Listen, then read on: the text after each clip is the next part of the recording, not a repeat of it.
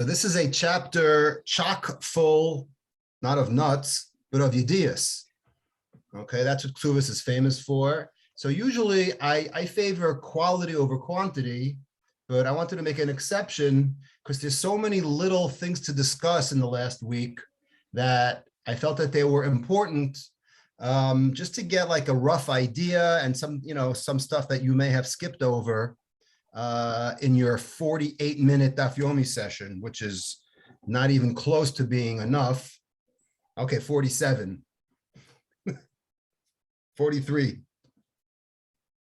So that's why I wanted to discuss a few things at length that we may have just skipped over, and certainly not enough. So I want to start about a week ago, right? Today's about 27 or so, 28. So I wanted to go back about a week. I wanted to focus on a Gemara on Daf Chaf, okay? Because the topic du jour, the topic of the week has been, Dine Mominus things that aren't necessarily related to Kesubos. And one of them was a discussion of a shtar. So there's a very basic Gemara on Daf Chaf. Okay, the Gemara on Daf Chaf is about 7 or 8 lines from the bottom. It starts with Tanu Rabbanan. It's the last word on the line is Tanu Rabbanan. Kosev Adam Eduso al Hashtar. Umeir aleha afilu la'achar kama shanim. So the Gemara makes an important observation and says, practically speaking, what if a person witnesses something?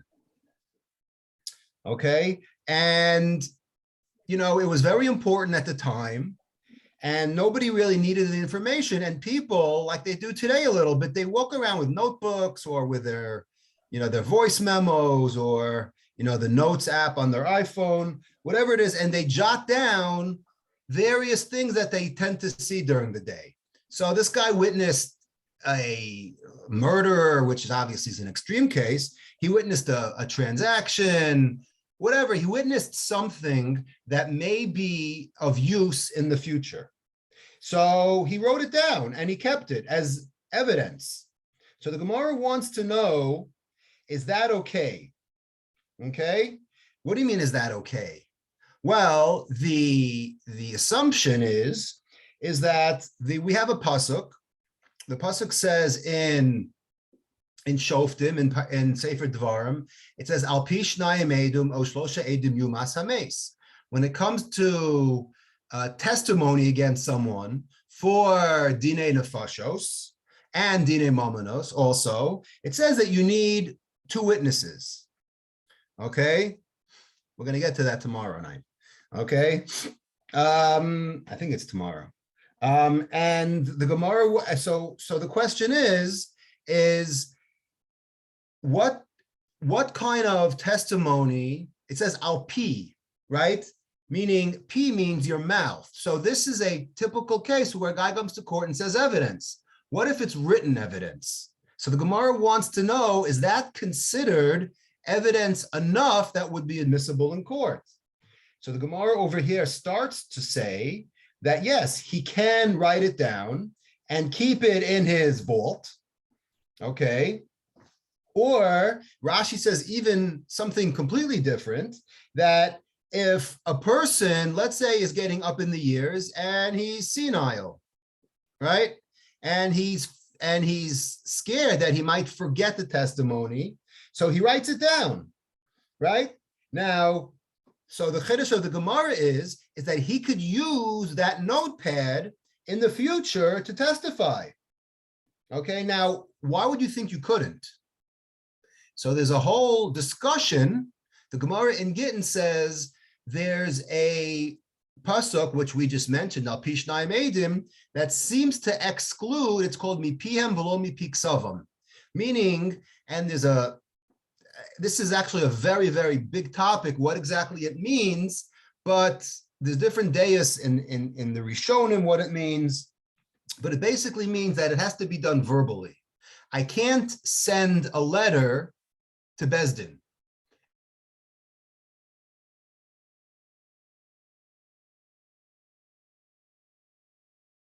Between Jack and Jill, okay, that is not admissible.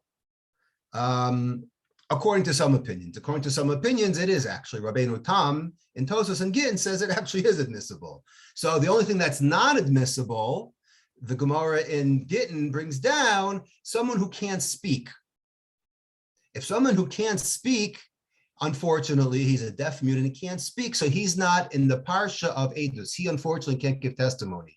He could have an IQ of 190, if that exists, and he could be very intelligent, and he could write down exactly what he sees, and he can send it to court, but unfortunately, he's excluded from giving testimony because of his unfortunate situation. So that's what the Gemara, just as a little bit of an introduction, says over here that a person can do. Okay, he could actually use that notepad to help him out many years down the line. And that says, Amrav Huna v'husha zorchor ma'atzmo. So here's where it gets a little sticky, meaning how much is he allowed to forget, right? So the way Rashi explains this means that he knows more or less what happened, meaning he knows that it was a loan. He doesn't remember exactly how much it was. He doesn't know where they were geographically, but he knows it was between two of his friends. It was a loan. Like we have this sometimes where we remember something from a long time ago, but we're not expected to know that a guy borrowed, right? If he was a witness to something and it was, he borrowed $412, right? On a Tuesday afternoon at 1 o'clock on Broadway and 59th Street, right? There are many, many details that we just can't remember everything, right? And after a while, you tend to forget things. But what the Gemara is saying over here is that he has to at least remember, the important events. Not everything. What happens, Bezalel, if he thinks by his memory A, but the written evidence supports B? Which do we give primacy to? Well, probably the written evidence. Probably? Because that seems to be correct. Meaning if he witnessed something and wrote it down, and then 25 years later he thinks it was something else, well, that's exactly why he wrote it. But Rashi seems to be saying that the written evidence only has power because he also remembers it a little. Remembers, right. All right, I see that also. You're right. So I don't know if I'm right. I'm just asking you. Yeah, no, it's a good question. Now let's continue the Gemara, because again, we're going to dissect this a little bit further. Rabbi Yochanan Amar, Afal Pisha Ein Zocher Me'atzmo. So Rabbi Yochanan says, even if he doesn't remember the essentials, which is a pretty big chiddush, meaning what happens? He forgot the whole thing. And this we also have sometimes, right? We forget the whole thing, but it's not totally forgotten out of our memory. We just don't think about it. If I see a piece of paper, right? If you go in your closet or your attic and you rummage through your old belongings and you see that you have you have a math test from 8th grade, and like you're looking at it like, oh yeah, I remember that. So you technically forgot it for 35 years. But if once you look at that test, you remember parts about the test. You remember where you were, you remember who your teacher was. You don't necessarily remember the temperature the day you took the test, right? You don't remember, trivia. You don't remember the trivial things, but but that piece of paper is serving to jog your memory. Okay? So that's what Rabbi Yochanan says. Okay? So the Gemara, okay, and the Gemara goes on. We'll just do a little bit more. So Amar Rabba, Shma min Amid Rabbi Yochanan. So from Rabbi Yochanan, it's clear that Hani Beitrei Diadi Sahadusa. Two people, there are two Eidim who knew evidence about something. Uminshu Chad Minayhu, and one of them forgot it. Right? Let's say instead of one witness, there were two witnesses together, two people walking down the street who were friends, and they witnessed an event. That's it. 15 years later, there's a subpoena in court, right? And they have to appear because something happened that they both witnessed, right? 15 years ago. And one guy, the Gemara says, one guy forgot. One guy literally didn't remember what happened. So mitkar chad lechavre. The other guy who did remember say, you don't remember me and you were walking down this so-and-so street and we encountered someone and he was fighting with someone, whatever happened. And he goes, oh yeah, I remember that. Again, this is also something that we could relate to. We don't remember everything, but if I remind Shmuel about something we did together on a camping trip, he may not remember it. It's suppressed in his memory for all these years, but he'll remember it when I remind him, right? That's the beauty, right? Our brains are like vaults and there's compartments, and some compartments just fill up with dust and, they're like inaccessible.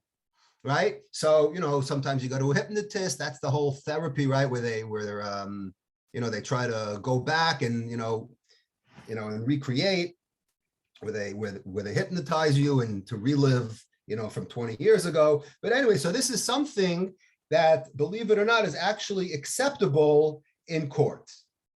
Okay. Now, what if you don't remember it? Okay, what if you don't remember it at all, and you have this piece of paper and you say, you know what, I wrote something down on a piece of paper from 20 years ago. I have no memory of it. Can you use that piece of paper in court? It's a good question, right? Meaning you literally admit that you have no idea what you wrote, but you assume it had to be true, because why else would I write something on my notepad if it didn't happen? So Rashi says on the bottom, now I have a problem.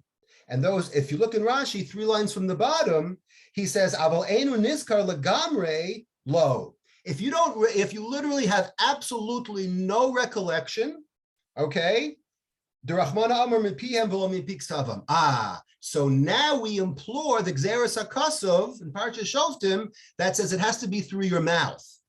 Okay, so this is where we use the principle that it can't be written testimony, because there's nothing left. You admitted that you have absolutely no idea of what happened, and the only shred of evidence you have is this back of a napkin, right, crumpled, that you found, that you used for a bookmark, right, for a Gemara in Kudshim that you never learned, okay, that you stowed away for all these decades.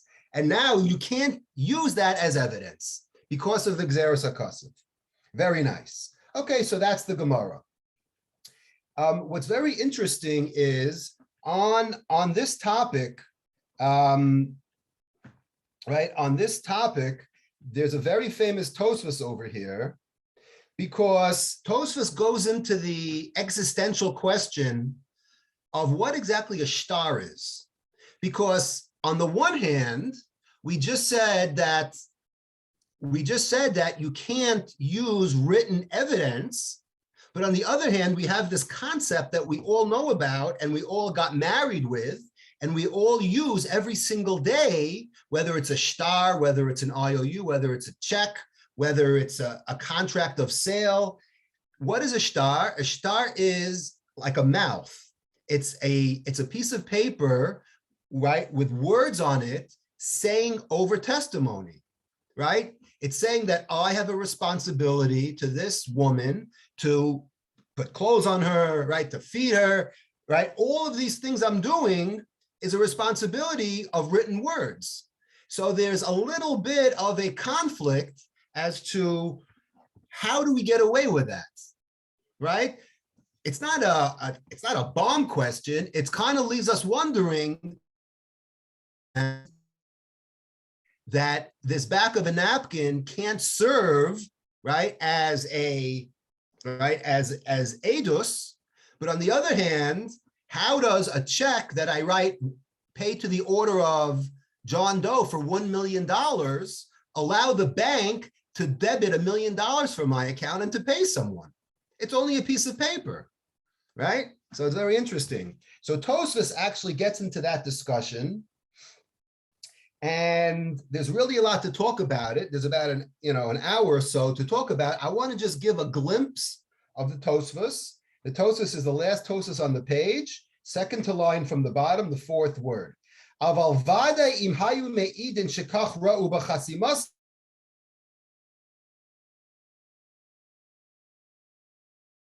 She says is that it's only a problem if I completely had amnesia and forgot the whole story, and the only thing I'm relying on is my shtar. But Tosfos says, if I knew what happened, and I have the shtar as a backup, okay, that's not considered mipihem v'lo mipiksavam. Why? The edim hachasumim al shtar nasa kemisha nachkora edusan bebezdin. Those are the big words when it comes to shtar. Is that what is a shtar? Is that when you have a shtar with two signatures, it's as though those two signatures are alive and kicking, and they're in bezdin saying over things to the judge. That's the power of a shtar. Okay, and Tosfos continues, okay, so it's as though it's testifying in bezdin, it's living and breathing.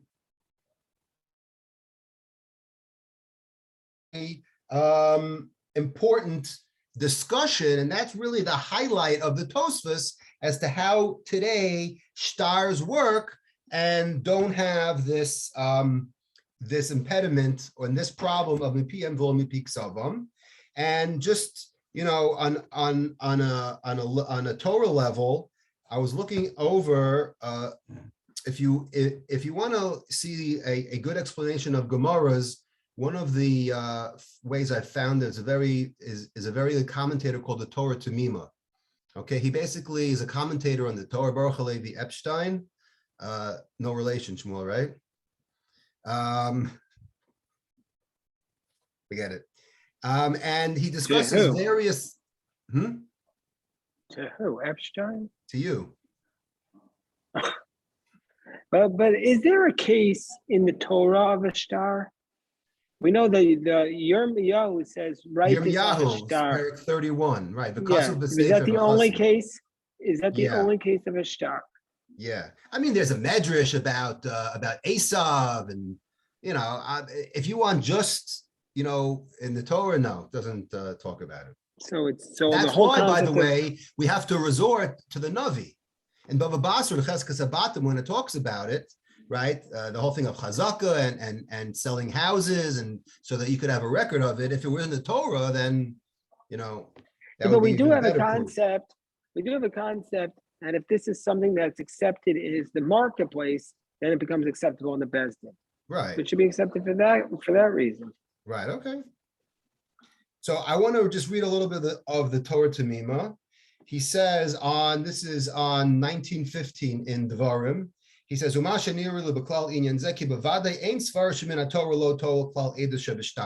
says it doesn't make sense that from the Torah's perspective, right, we can't, right, this, right, edus on a shtar wouldn't work. He says, think to yourself. Two people have a business transaction in front of witnesses. He says everything has to be documented. You need witnesses. So what? You expect these witnesses to live forever? What if I want to prove right, if I buy something from the store and I need to prove it somehow, right? So I have two kosher witnesses. So what? You expect these witnesses to live forever, and if I move to California, and the transaction happened in New York, I got to call up the witnesses and bring them to California? He says it's completely unreasonable to think that the only way to document things is through Al Shnayim Eidim. Doesn't make sense. So you can't take this pasuk Al Pi Shnayim Eidim literally. There has to be a mechanism, okay, that makes life easier, right? He says, it's an expression. Nobody could ever live and do business transactions in the world if the only way to memorialize something is to have two people standing there. It's completely not realistic. It's not considered tikkun olam. Right? Edim on a shtar is like al pishnayim edim. And he goes on and on and on. And it says, Mipiyam v'lo mipik savam, hakavana hi le'inyan acher klal. Shim ba'im edim l'hayid al davar chadash shelo noda lanu, ad ko al pi chatzimasa b'shtar tuichim l'hayid b'fev v'lo b'chsav. If they want to testify on something else, that's when you can't testify by writing something down and giving it to the judge and leaving. That has to come from their mouth, but not that a shtar could never work. Okay, and the chinuch, by the way, okay, the chinuch in the mitzvah of Edus, he actually brings down, this is, I said there's like an hour on this. I'm just going to touch a little bit because as usual, there's a problematic Rambam. Okay, whenever you have such a broad subject like this, you're always going to find a shvera Rambam. So, or at least a machlokes Rambam in the Ramban. So he says, when it comes to this, he says, Al pishnayim edim shachachamim imnei tikun olam sheyimtu bnei adam luvos tiknu shenachto chadin b'maman al pi edim shabishtar kamo b'piyam. To make life easier, the Rambam says that we have this takana called shtar, so that people could lend each other money without having to worry that they're never going to get paid back. Okay? The Haramban, so he says the Ramban had a whole problem with this. Why? So he says, the Ramban says, no, this is not just a tikkun olam, right? Whenever you use the word takana, it sounds like it's a derabanan, right? Tikkun olam means that the Chachamim saw a problem, meaning that if a shtar wasn't good, nobody would lend money to anyone because you had to bring two witnesses. Who said the witnesses wouldn't die next week? I mean, so many things had to go right. It's just unrealistic, like we said before, like the Torah Tamimah brought down. So that's why the Rambam calls this shtar a derabanan. The Chinuch brings down that the Ramban says this is absolutely deoraisa. Why? What's the pasuk? The pasuk in Yirmiyahu Lamed Beis, v'kasav b'sefer v'chasum. So there's what to say about this. I'll leave it at that. But just so everyone should know, because we're talking about shtars for the last week, that there's a major, lots of ink was spilled over this. Let's leave it at that. I wanted to switch off to Chav Beis now because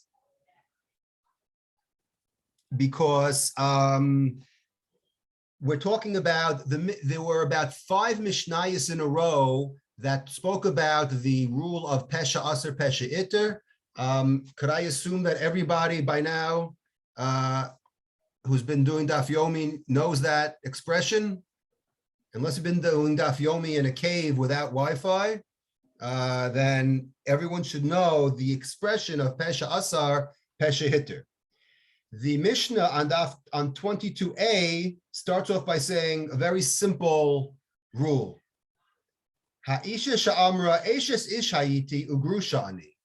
A woman walks into town, we have no idea who she is, right? She walks into the court, she walks into a bar, she walks in anywhere where there are people, and she says, I have an announcement to make, right? I just came from India. I've been living there for 30 years. I was married. I got divorced. And now I'm setting up shop here.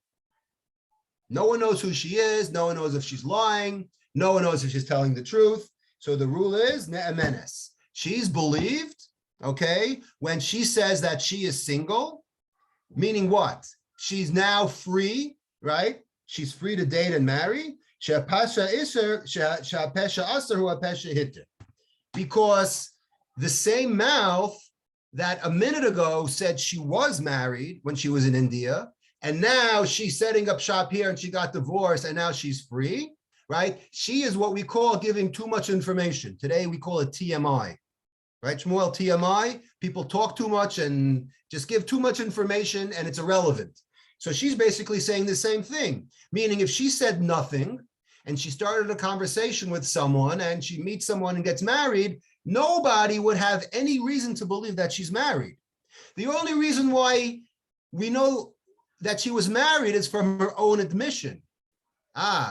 So therefore, we can't punish her for admitting something that had absolutely no relevance. And this should click because the Mishnah, in the beginning of the parak, the very, very first Mishnah, I believe on Daf Tezayin, broached this topic. Remember what we're talking about over there? 2 men walking down the road, and the guy says, Reuben says to Shimon, hey, you see that field over there? That field used to be your father's, but I bought it from him. Shimon had absolutely no idea that it was his father's. Shimon knew nothing of it. So it's like, in, out, right? So what? I had it for a second. Like it was, if he just would have said that field is mine, Shimon wouldn't have said anything.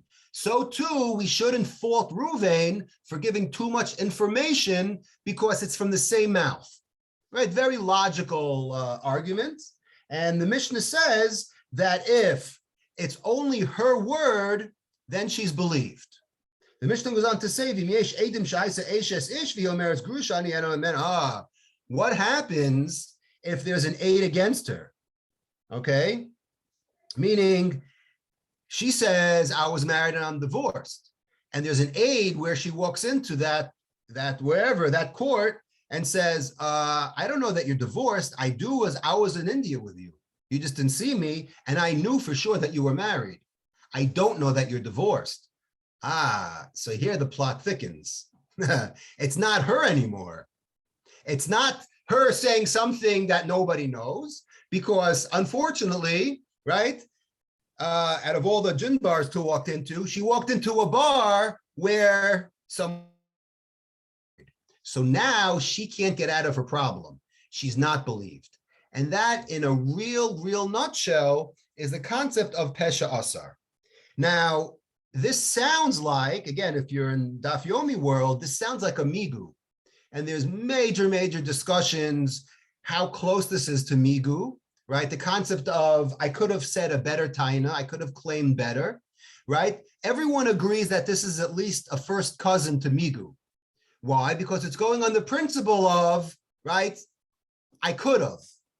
Meaning, I could have said nothing, which is this case, or the concept of migo, which is, I could have said, remember we had in the first parak, for example, right? He says that you were mizana when we were engaged during Erison, and that's why you're not a besula. And she says, no, I'm not a besula because I was a mukas eitz, right? So she said, believe me, right? Believe me that I never, right, was mizana, because I could have said I was a mukas eitz and I would be believed. So that concept, which is one of the like a major concept in this perek, is called a migu, and we believe her. So that's why so you see the relationship between that case and a pesha asar.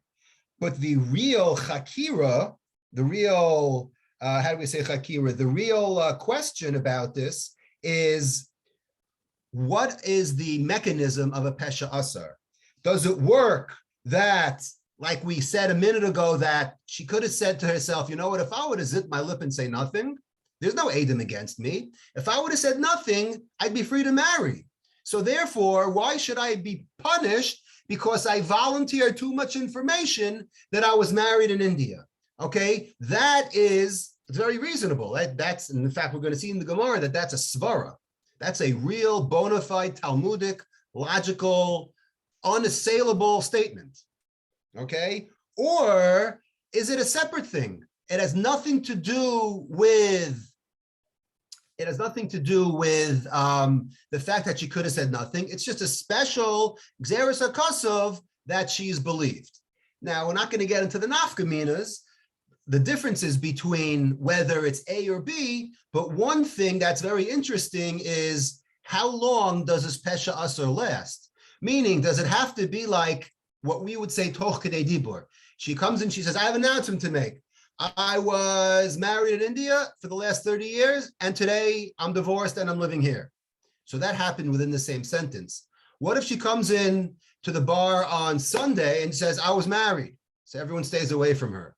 She comes back Thursday, 3 days later, and says, by the way, remember when I told you I was married? I forgot to tell you, I was too drunk to tell you that I was divorced, and now I'm free to remarry. Hold on a second. That is a little bit of a different case, because for a while she was usher. So now it depends, right? So if you say that this is Xeris HaKosov from the Torah, then okay, it's Xeris HaKosov.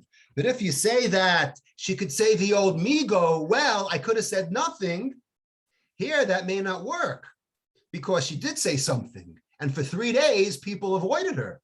So you could see that there's a lot of discussion in how exactly this claim of Pesha Asar works. And now, where does this come from? It sounds like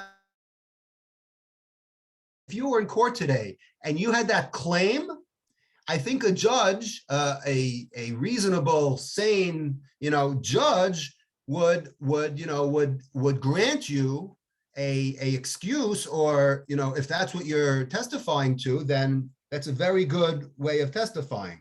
But what's the source of this? So the Gemara wants to know. So I'm going to skip to the Gemara. How do you know from the Torah that this concept exists? Meaning, it sounds good, says the Gemara, but like we always want to find out sources, right? I stress that a lot, that sources are very, very important, because if you know where things come from, then you know the context, okay? And the context, believe it or not, of this pasuk we're going to say is, so 3 weeks ago when we were discussing about the source of the Rambam that Kiddushin is from the Torah, right? Because it says, Kikach ishi, next word. Remember, who knew it? I forgot his name. I don't think he's on tonight. But it was a context of Motzi Shemra, right? Usneya. Remember that? And they got into a fight, and he says, "You're not a virgin," and she said, "I am." And he ended up making up a whole story, and he had to pay her 200 shekel because of Motzi Shemra. Here, in that same chapter, we're about to quote the same or a similar pasuk. It says, "As biti natati leish hazeh leisha." The pasuk says that the father goes in front of the court and says, "Here it is. This is my daughter that I gave over to so-and-so as a husband. And now he hates her guts, and he's writing libel about her. And he says she's not a virgin. She fooled around, blah, blah, blah."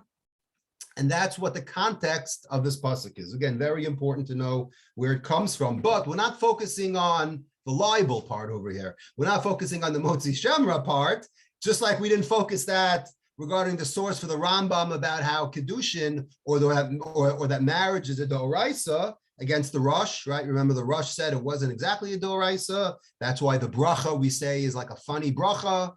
Asher Asara no Sarusa. So we had that a couple of weeks ago on Daf Yud, if you remember. Okay, that was 2 weeks ago. Anyways, so getting back, so what does the Gemara make a drasha? It says, the Gemara says, Leish Asra Hazeh Hitira. Meaning when the father says, as biti natati leish hazeh leisha. So if you put a comma after the word ish, the father is saying, this is my daughter that I gave over to a man, not this man, we didn't get to that yet, to a man, comma. So at that point, the father assered his daughter on 100% of the male population. Female also, but things were different then. So the male population is 100% forbidden to his daughter.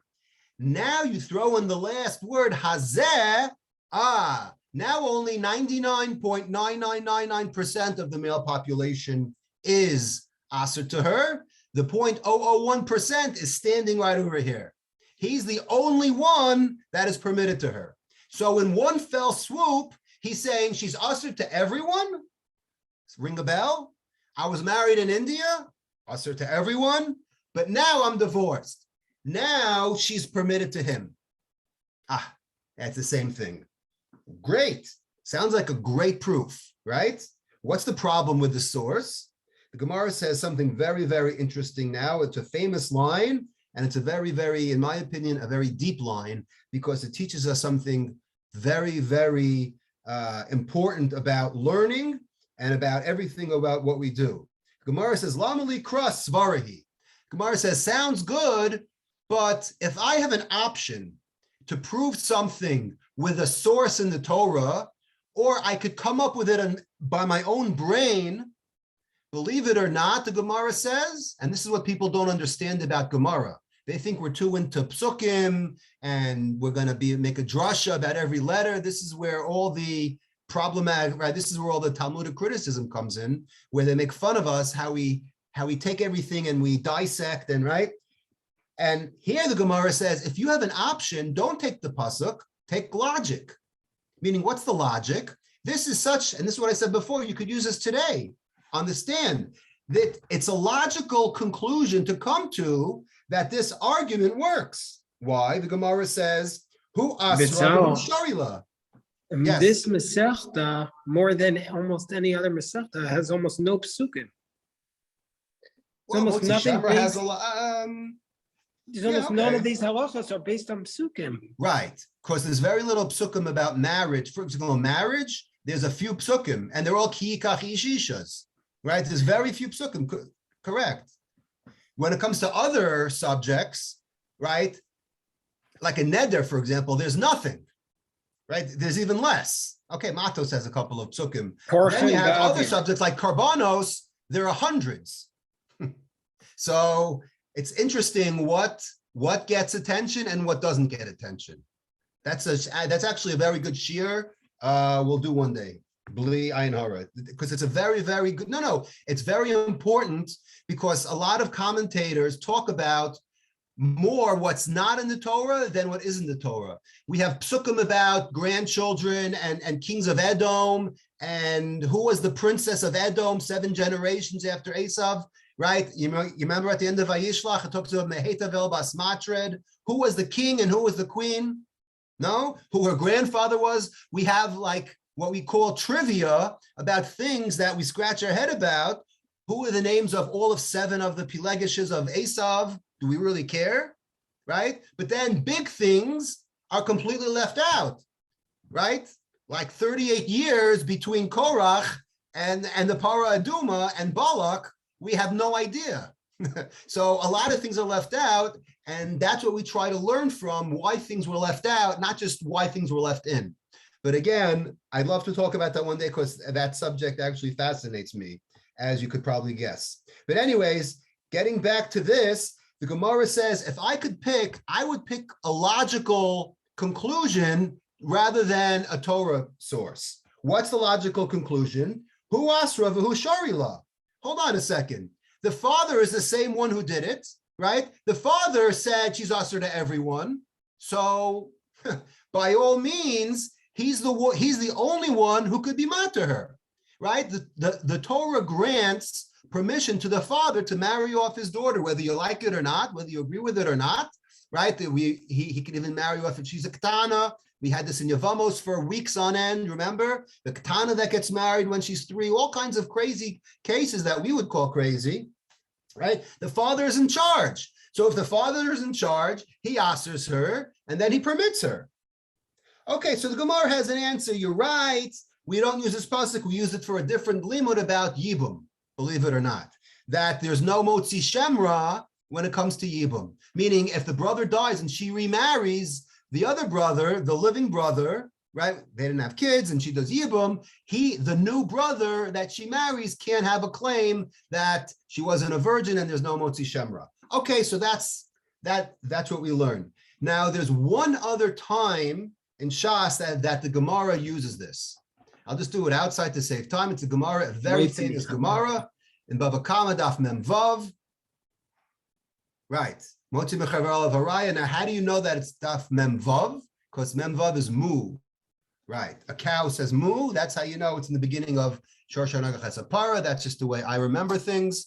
But anyways, so the Gemara wants to know that this concept of Motzi Mechaver Olav Haraya, which is what we call in English, right? Possession is 9/10 of the law, which actually doesn't come from the Gemara, even though in Yentl it said that it did come from the Gemara, but it actually comes from the 17th century. I forgot his name. There was an English lawyer who actually came up with that exact statement. But it basically means whoever is muhzak, if I have something, then you got to get it out of me.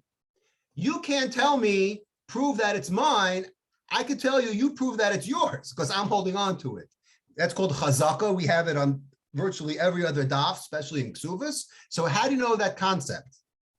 How do you know hamotzi mechaver of haraya? Yeah, look it up. So the Gemara answers, it's from a pasuk. There's a pasuk at the end of Mishpatim that says that when Moshe went up to Har Sinai, it says, Mi baladvarim, right? Yigash alehem, right? Whoever has a claim, they should go to my sons and Aaron, Elazar, right? And the Gemara says, whoever, right? Yigash raya,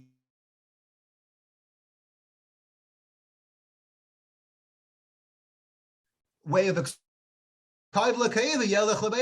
basically means that if you wake up in the morning and you have a toothache, does the dentist call you or do you call the dentist?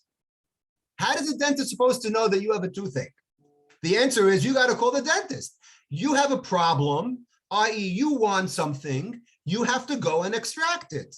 You can't expect a person holding on to the money to prove that it's his. Sorry, the ball is in your court now and you got to prove, right, that it's yours. I don't have to prove that it's mine if I'm holding on to it.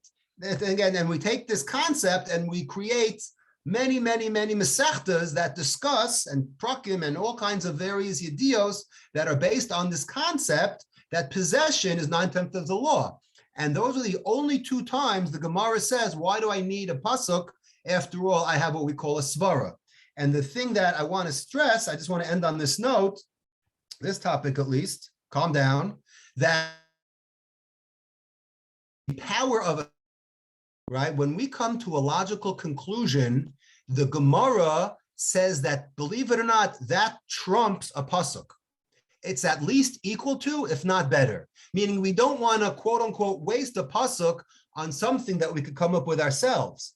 And likewise, the concept of a kal v'chomer is also a concept from the Torah.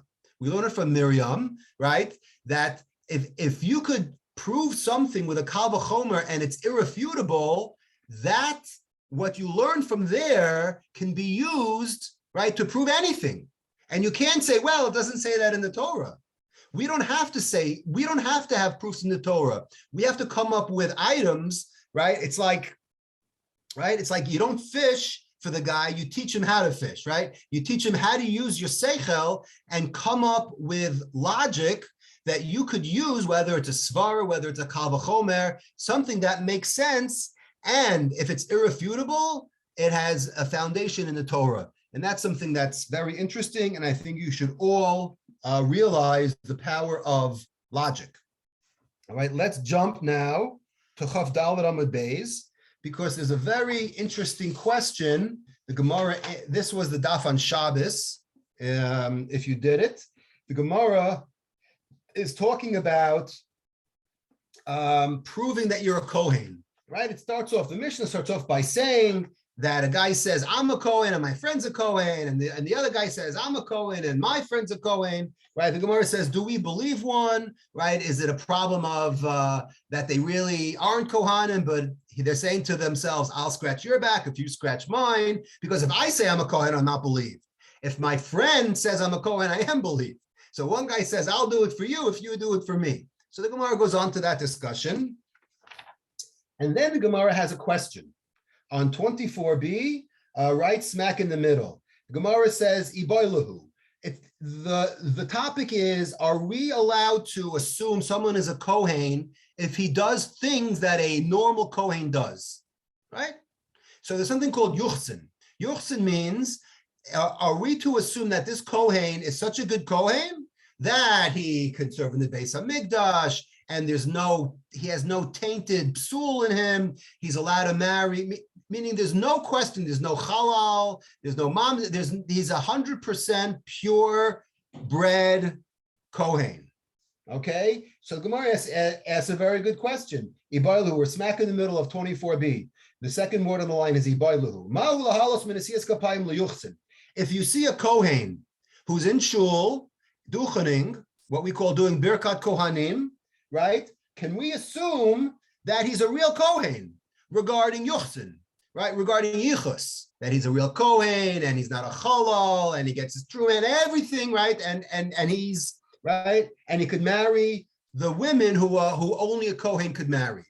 It's a good question. So the Gemara says, and so Gemara says, you could ask this question, right? Whether you hold that if you see a Kohen eating truma, can you assume he's a Kohen? That's a different question the Gemara wants to know. We want to know something else now. But there's also a question, if I see a Kohen eating truma, are we going to say that, there's a fairly decent chance that this guy is really a Kohen? He wouldn't be doing that if he weren't a Kohen. So Gemara says, no, maybe we say, well, if a person's eating truma, no one in their right mind is going to risk misa, right? Because eating truma, if you're not a Kohen, you get misa b'dei shamayim, i.e. God strikes you with lightning when least expected. A person would not risk eating a Hershey bar that's truma for the risk of getting hit by lightning. No one in their right mind would take that risk, right? That's a very bad risk-reward ratio. Or aval nesias kapayim disra selo.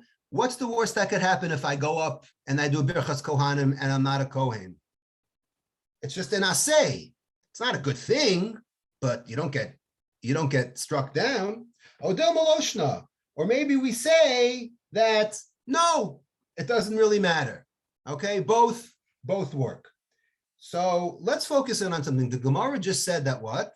That if I go up to Duchen to do birchas kohanim and I'm not a kohen, Rashi on the side says, what happens to me? I'm over an asay. What's the asay? Where does it say in the Torah that if you're not a Kohen, you can't do birchas kohanim? So Rashi quotes the pasuk in Naso. It says, "Ko tevarchu et bnei Yisrael." So Rashi says, "Atem v'lo zorim." Kohanim can bless the people, but not a non-Kohen. V'lava b'miklal asay asay. And because it's one of these inferences, it's called lava b'miklal asay. We say you're only chayiv and asay. Very interesting. Why is this interesting? Because if you know, there's a very famous Gemara in Shabbos, daf Kuf Yud Ches. Okay, Kuf Yud Ches and Kuf Yud Tes are famous dafim in Masechet Shabbos, where it talks about Agadata. There's a lot of famous memories Chazal on 118 and 119 in Masechet Shabbos. And all the way in the bottom of 118b, there's a famous line by Rabbi Yossi. Rabbi Yossi is a Tana who spends a lot of time on this page extolling the virtues of various things that he did in his life, things that are looked positively upon. And Rabbi Yossi said the following statement. He says Rabbi Yossi, he says, Miyamai lo avarti al divrei chaveri. All of my days that I lived, I never upset anyone. Meaning, if someone asked me to do something, I always took care of them. Yodea ani ba'atzmi she'eni kohen. I know very well that I'm not a kohen. Im omrim li chaverai alel duchan ani ola. If they would request from me, because they don't know who I am, they say, "Oh, go up. You need to bless us today." To go to do birchat kohanim, I would go. Wow. So that's kind of a problem, right? With the Gemara that we just learned. Rabbi Yossi, who was, a Tana, actually said or admits to doing birchat kohanim, and he admits that he wasn't a kohen. So Tosfos says, I'm reading Tosfos in Masechet Shabbos 118b, Lo yadari ma iser yesh bezar ha'ola leduchan. So Tosfos already points out, meaning it sounds like Rabbi Yossi is saying, I'm such a good guy. People get along with me. I'm easy to get along with. I do things, says Rabbi Yossi, that most people wouldn't do. I would even, right? That's the key word. I would even do something that's somewhat prohibited to make someone happy. Tosfos says, what do you mean it's prohibited? What's the big deal? The he's one of the Balei Tosfos, has no idea what's so bad about this. If the only thing the could come up with what's wrong with this picture is that he's saying a bracha levatala. Why? Because what's the brachas of Kohanim? Levarach hasamcha Yisrael b'ahava. But who's that bracha to? The bracha is to the Kohanim. He admits he's not a Kohen. So the says, okay, maybe that's the only thing wrong with this picture. Every single commentator drops to the floor and says, what? You're telling me the doesn't know this Rashi and Kesubos? Everyone knows Kesubos. First of all, everyone knows Shas, especially Kesubos, right? Because everyone knows Daf Chav Daled says that what? That it's an Aveira. It's an Isser Aseh to do Birchas Kohanim if you're not a Kohen. So you're telling me that the had no idea that it's a problem? The only slight problem is that you're saying a bracha levatala?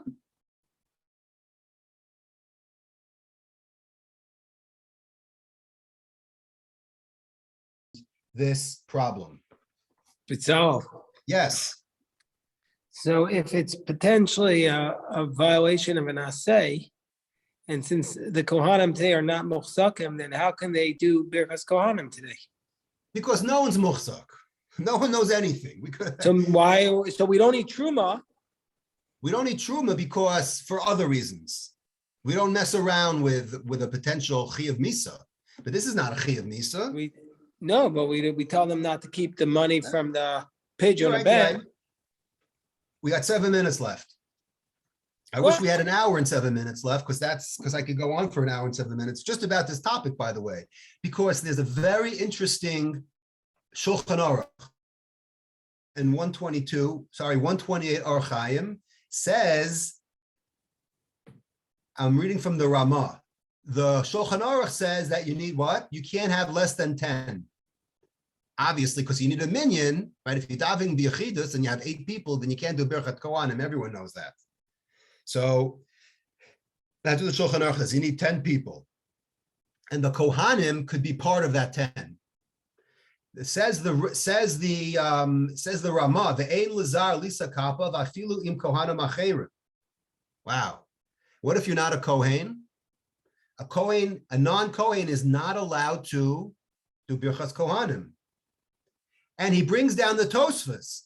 The Tosfos Parakol Kisvei. This is very unlike the Ramah. If you've ever seen he doesn't bring down Tosfosim. He gives you to the point. He doesn't go back and forth. He says the Tosfos Parish Kol Kisvei, which is the Masechet Shabbos. Lo yadari ma iser yesh bazeh ha'oleh. So he's asking the question we're asking. The Ramah says, what? The Reed doesn't know what the problem is? So there's got to be something that we're missing. So the Ramah says, ve'efcher, as they say in Yiddish, ve'efcher, maybe the only answer is the im kohanim acherim.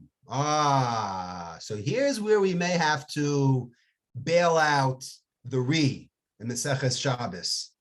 It's possible that if he's intermingled with other kohanim, it's permitted. Maybe.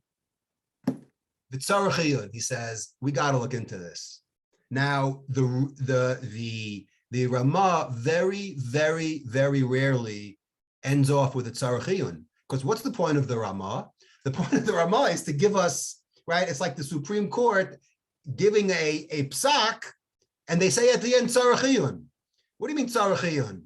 It's either yes or no. I mean, tell us the law. That's why this is very interesting, right? So he gives a possible answer that it may be permitted if he's intermingled. Says the Mishnah Brura. The Mishnah Brura gives a different answer, and he says, B'Sefer Magen Giborim Dahamar Torah Atem V'Lo Zarim Enurak B'Miskaven LeKavana. So okay, the Mishnah Brura has a possible answer that it's only a problem if you don't have kavana. Okay, so the Mishnah Brura tries to get around it. The Darkei Moshe says, he brings down the Tosfos. He says, Lo yadati ma'isur yesh bazeh bezar ha'olo duchan im lo mishum bracha lo vatala. Okay, he says, Umatzati kasov, says the Darkei Moshe, he quotes the Tosfos, and he says, Ulfize yachol shehayisrael la'alosim kohanim. He says that if there are other kohanim, this is very similar to the Ramah, that if there's a Yisrael, a non-Kohen, he could actually go up with the Kohanim, and he could actually join them. Dehem yavarchu l'rov am hadras melech ma tovach and lo nohagu. But we don't do that, right? Okay, so he gives a very similar answer. The Taz I saw is the only one with a little bit of a different answer. The Taz says, he asked the question like everyone else does. He says, because of our Ramah, that Tosas Ma'ari im Kohanim Acherim, he says, yeah, the Ramah says that it's only if you're joined with other Kohanim. The problem is if you go by yourself. He says, V'lo mashma. He says, I don't buy that answer, right? He says, because Tosas' problem is minolan the over hazar ba'aseh. How do you know that there's really an aseh? Dilma haTorah hitila chov ala kohen levarach, aval hazar ein alav chiyuv.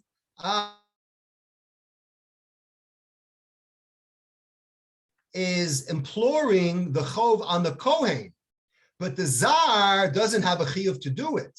But that doesn't mean it's usher to him. You see the difference? As Yisrael, a non-Kohen, a Yisrael or a Levi is not allowed to do it, but that doesn't mean it's usher. It's kind of in the middle. So the Taz has a little different variation on that, and I thought that was also interesting, but at least we see a little bit of a problem of a non-Kohen. Now, I want to, in the last 5 minutes or 10 minutes, just go through another topic found on Chafei Amud Aleph, because the Gemara, if you remember from Shabbos, has a pasuk from Ezra where it talks about that the Kohanim, they went a little off the derech, and Ezra penalized them, right? The Kohanim, the Leviim, and the point of the Gemara is that he says that there's a chazaka, right? Because they went from Bavel to Eretz Yisrael, so they say, well, if you are doing what you did in Bavel, then you could do it in Eretz Yisrael. In Bavel was Birchas Kohanim. Now Bavel is outside of Eretz Yisrael, so we know that unless you hang around the Hertzfelds, and he has a breakaway minion, and it's Birchas Kohanim, most people, 99.99% of Ashkenazim, do not do Birchas Kohanim. But it sounds like in the days of Ezra, they were doing it when they were in exile in Bavel. So that's a little problematic. Okay? So if they were doing it, then that's a problem. So the question is, why don't we do it today? Meaning what? If they did it in Bavel in times of Ezra, why don't we do it today in New York? So here we have a very famous Ramah. Okay? The Ramah says, well, he's in the Shulchan Aruch, obviously, Aruch Chaim 128. The Shulchan Aruch says a interesting halacha to begin with. He says, Kohen afal pishu panu no says kapav. The question is, can an unmarried Kohen do Birchas Kohanim?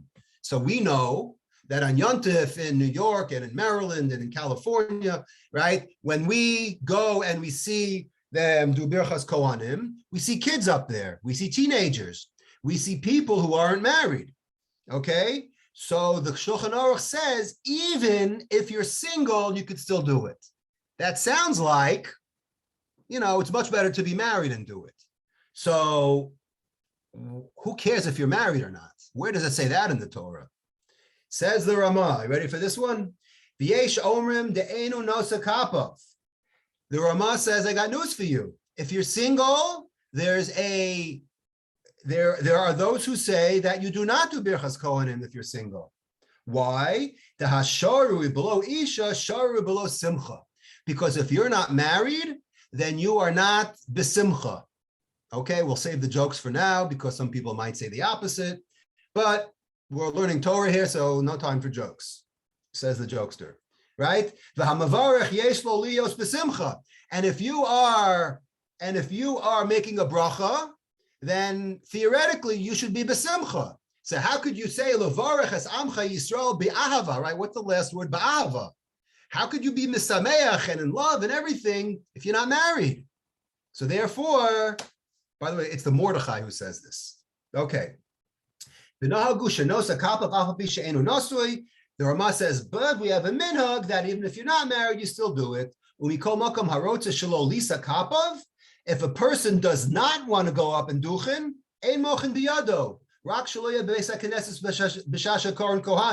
right? It's like if a person has to take a phone call and he's a Kohen and he can't make it to the Aliyah, he has to leave the room, right? Or if he doesn't like the Gabbai, or for whatever reason he doesn't want to get an Aliyah, he can't be in the shul if he's a Kohen and he's the only Kohen and they call someone up who's not a Kohen. He has to leave the shul, right? We've seen that before where the Kohen leaves the shul. So it's the same thing over here. When they say Kohanim and he doesn't want to do it because he feels that if he's not married, he's not besimcha, he has to exit stage left. Says the Ramah, the nahagu b'chol b'nasa elo shenos in kapayim elo b'yomtiv mishum sha'az shurin b'simchas yomtiv. He says, I'm going to take this same logic. I'm sorry for going overtime, but I'm assuming another 5 minutes, no one's going to turn into a pumpkin, right? Okay. So the same reason that says that you can't do it if you're single because of the simcha problem is the same reason why we don't do it today outside of Israel. What does that mean? How do we understand that? So the Ramah says, because when we're outside of Eretz Yisrael, okay, the only time we're in the simcha is on Yontif. Sha'az shruin the simchas Yontif v'tov lev hu yavarech. Yontif is the only time we're happy. Masha'en ken b'shar yamim, as opposed to any day of the week. Hold on a second. What's he forgetting? How about something we call Shabbos? We're not in Simcha on Shabbos? Ready for this? Afila b'Shabbosos hashana shetrudin behirhurin al michyasam va'al bittul malachtan. He says, you know what the problem? Now he's writing in 1600s in Poland, in Krakow. You know what he's saying? You know what he sees on Shabbos? Are we enjoying ourselves? No. We're thinking about how we're going to support ourselves for the next week. And we're thinking about, oh, I wish I could be working today. All right, I'm missing my paycheck for Saturday if I were to work. Wow, this is pretty cynical by the Ramah. He said, not only that, he says, so we don't do it on weekdays, we don't do it on Shabbos, we only do it on Yontif, but when do we do it on Yontif? You know when we do it on Yontif? Vafilu b'Yontif, enos and kapayim elabet filas musaf. We do it all the way at the end. Why do we do it at the end? Because by Musaf, what are people doing? They're wrapping up their talis and they have one foot out the door, right? Ready for the Kiddush. So that's when we do it. We only do it because we're at least happier on Yontif than on Shabbos. Okay, fine. So that's what the Ramah says. Okay, the Magen Avraham comments on that. I'm just going to read it in English. He says, the Magen Avraham says that this is a bad custom. In some places, the custom is when Shabbat falls on Yontif, not to say Birchas Kohanim. However, I do not know what the reason for this custom would be, right? It's possible reason because during Birchas Kohanim, they say Ribbono Shel Olam. Here's one thing that we don't have time for exactly, but you know the stuff that we say to ourselves when they do, it's this long prayer that we don't even know what it means. It's about dreams. There's Gemara and Brachos. Maybe one day we'll talk about it. But, right, it's about if I have nightmares, right? If I have nightmares, we ask during that time for God to cure us of our nightmares and to think good thoughts when we dream. Shabbos, one's prohibited from saying techinos. We can't beg God for things on Shabbos. So therefore, we can't say this tefillah on Shabbos. So therefore, we discard the whole duchening on Shabbos. Okay, just like we don't say Avinu Malkeinu on Shabbos because we can't ask for things. Okay, all right, so he goes on and on and on. And then I know we don't have time left. There's a famous Maharil who gives other reasons why we don't do Birchas Kohanim outside of Israel. He says because it's ideal for the Kohen to go to the mikveh first. And outside of Eretz Yisrael, it's difficult to go to the mikveh, or they're embarrassed, or they're going to think that they're going to the mikveh for some other reason, right? Or because, ready for this one? Mishum bittul malacha. He says because it's going to take an extra 2 minutes, and we can't miss the train to work. All right? So we're thinking of so many reasons. The bottom line is it's a mystery. Because whenever you have 15 reasons, we didn't even get the other reasons. I'll just give you some other more reasons. Bittul malacha, trudim, okay, whatever it is, there's a few more reasons, and in the end there's about 12 different reasons, and when you have 12 reasons for an answer, that means that we really don't know. It somehow got lost, and most Ashkenazim do not do it, some Sephardim do it, but that's the way it is, and that's it for today, and I apologize that we're going to be missing the